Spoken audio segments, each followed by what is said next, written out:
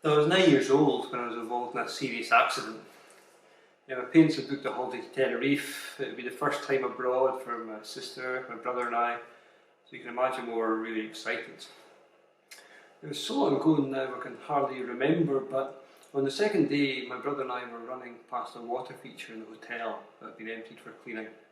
I slipped, hit my head on the marble floors, I fell into the kind of empty water feature and I was knocked unconscious and taken to hospital in an ambulance. Initially they thought that I had only broken my nose, and so I was sent home with my dad who had to carry me most of the way.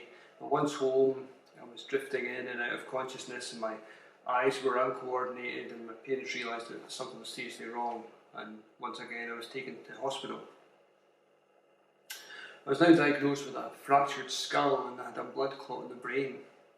It was necessary to drill a hole in my skull to release the pressure on the brain from the blood clot.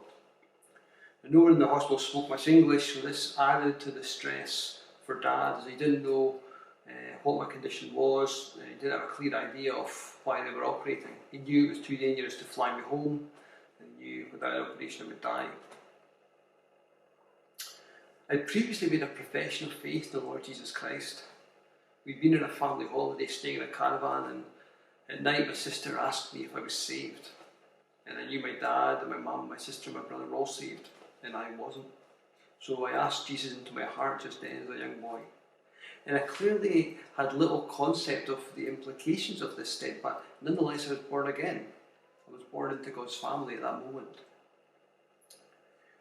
But this all happened when I was very young, and my sister and my brother had also been very young. So my parents hadn't been there to guide me or to talk to me when I was taking this decision. So as my dad sat beside me and I was wired up to all sorts of machinery to go into surgery, this was on his mind. And then suddenly, without warning, I sat up fully conscious, and I remember it clearly. Dad was taken aback at this Lazarus-like recovery, and he asked me if I was okay, and I said this pipe going down my throat was uncomfortable. As a way of distracting me from this, he asked if I could remember any Bible verses, and I said I could. And I remember this part so clearly because I'd learned a Bible verse in our kids club.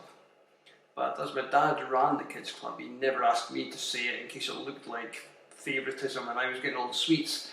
So this was my chance to tell him. And I said, I do know, Dad, I have this verse, Romans 10 verse 9. If you will confess with your mouth that Jesus is Lord and believe in your heart that God has raised him from the dead, you'll be saved. And really with that, I fell back unconscious and then subsequently was taken into surgery.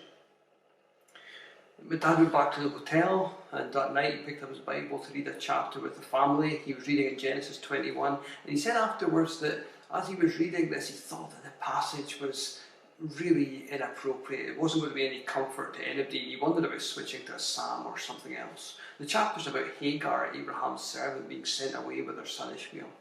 And she wanders in the desert, and as her waters run out, she's sure she's going to die. And verse 16 says she places Ishmael under a shrub and moves away from him because she doesn't want to see him die, and she weeps. You can see why Dad thought this wasn't really the best verse, the best chapter to be reading at this point in time. But verse 17 says this, and God heard the voice of the lad. And Dad told the family how I sat up and how I spoke to him, and this was very encouraging to them during my surgery and recovery afterwards. But this isn't a story about God saving me from a brain injury. Dad would tell me afterwards that at the time he would pray that God's will would be done. But he said that was such a hard thing to do because he knew that God's will might be for his son, for me to go to heaven. And that might have been the case. But this is a story of how God saved me from something much worse. That God sent his son to die so that by believing on him I could avoid the punishment for the things that I'd done wrong, that I could be saved. And even as a young boy, God heard me. God was listening for me, and God heard me. And God listened to us in our lowest moment as a family. And really from this story, I would want others to think about this opportunity they have to cry to God and to be saved, and how God always will be listening for them. and how even at our lowest moments, God is still there listening to us, even in those moments too.